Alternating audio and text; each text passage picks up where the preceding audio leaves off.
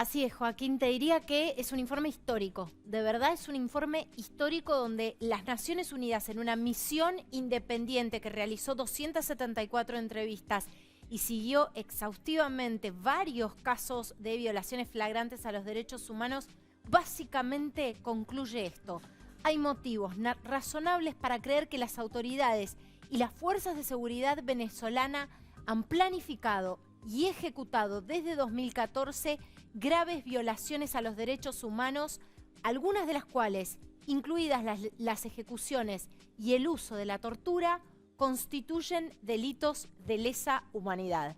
A ver, un documento como este podría eventualmente llevar, y no estoy exagerando, al menos por las consultas que he hecho con expertos de derechos humanos, podría llevar eventualmente, por supuesto también tendría que haber muchos cambios a nivel político, al régimen de Nicolás Maduro a una corte internacional. Se está hablando de una cuestión sistémica, de un régimen que planifica, ordena y ejecuta crímenes de lesa humanidad. Claro, y no importa cuándo se vaya Maduro, porque al ser un crimen de lesa humanidad no prescribe. Bueno, es muy importante ese dato, pero digo, en la historia reciente de América Latina sí me parece un quiebre importante, sobre todo porque también hay que decirlo, hablaba con un analista político, Willy Mackay, venezolano, reside ahora acá en la Argentina, y él decía que durante mucho tiempo las violaciones de derechos humanos que se denunciaron en Venezuela eran o de alguna manera ignoradas o el régimen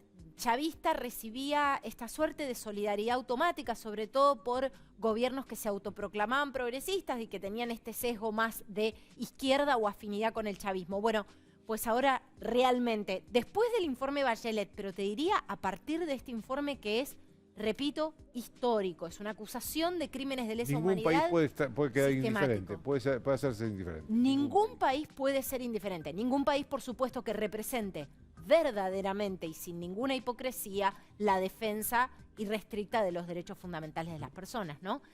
Bueno, hay puntos realmente estremecedores. Bueno, se documentan 223 casos, pero se habla también de más de 2.000 episodios en los que se dieron unas 5.000 muertes. En el informe, por ejemplo, esta misión independiente exhorta directamente a que desaparezca una de las fuerzas más temidas de seguridad, que es la Fuerza de Acciones Especiales, la FAES, que ya había sido apuntada como uno de los focos o de los grupos de tareas justamente para, básicamente, el horror, ¿no? Porque hay una cosa que destacábamos también en TN Internacional este fin de semana. En Venezuela la gente no puede acceder al papel higiénico, no tiene lo más básico, pero todos los días parecen hacer una nueva fuerza de seguridad. Este es el aparato de lealtades que, por supuesto, construye una dictadura que viola los derechos humanos. Además de los parapoliciales, ¿no?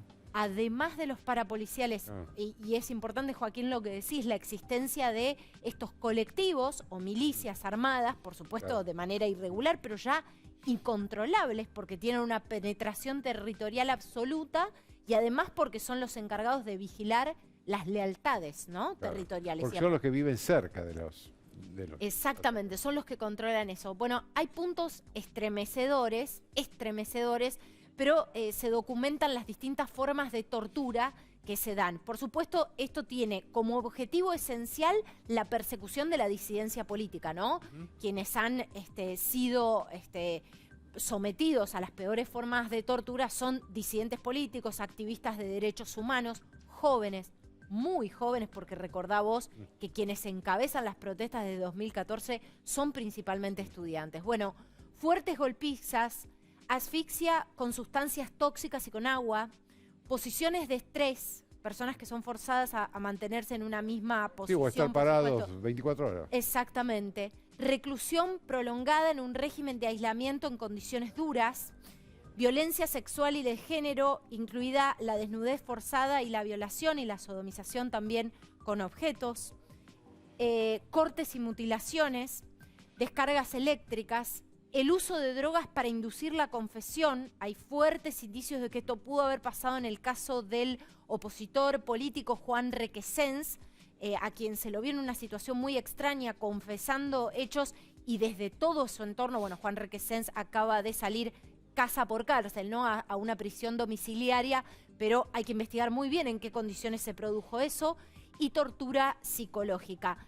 Yo podría concluir, y sabiendo y habiendo seguido mucho de esto y habiendo hablado incluso con gente que ha estado presa en algunas de las cárceles de Venezuela, principalmente las cárceles más políticas o las cárceles elegidas para la disidencia política, podría decirte que hoy en América Latina el infierno existe y queda en Caracas.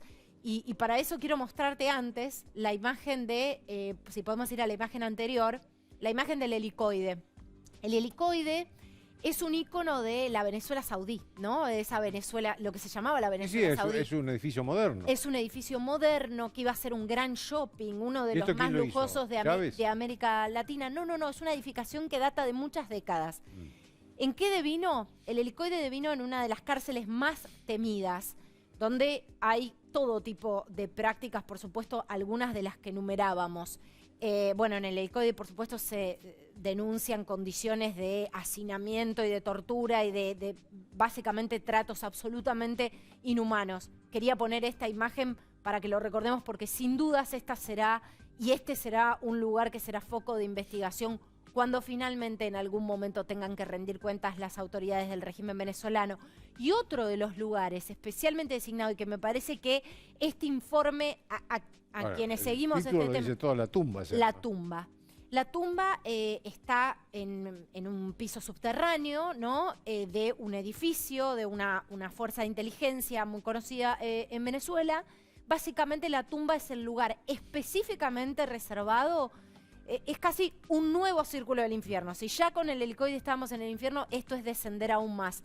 Es justamente un lugar designado para los disidentes, para aquellos que han quebrado la lealtad con el régimen, como por ejemplo militares. Los militares disidentes o traidores para el régimen son sometidos a torturas inimaginables, y en la tumba básicamente lo que sucede es una metodología llamada tortura blanca, donde básicamente los quienes están allí detenidos, por supuesto en muchos casos detenciones totalmente arbitrarias, sin ningún tipo de proceso judicial, son sometidos a largas horas en posiciones de estrés, no tienen acceso a una cama, en muchos casos tienen que hacer sus necesidades en los mismos pocillos en los que se les da para comer. Esto es algo que reportan muchas de las personas que estuvieron detenidas, y no tienen acceso alguno a la luz del sol, son sometidos a una luz blanca permanente justamente para perder la noción del tiempo, y deben permanecer también en muy bajas temperaturas.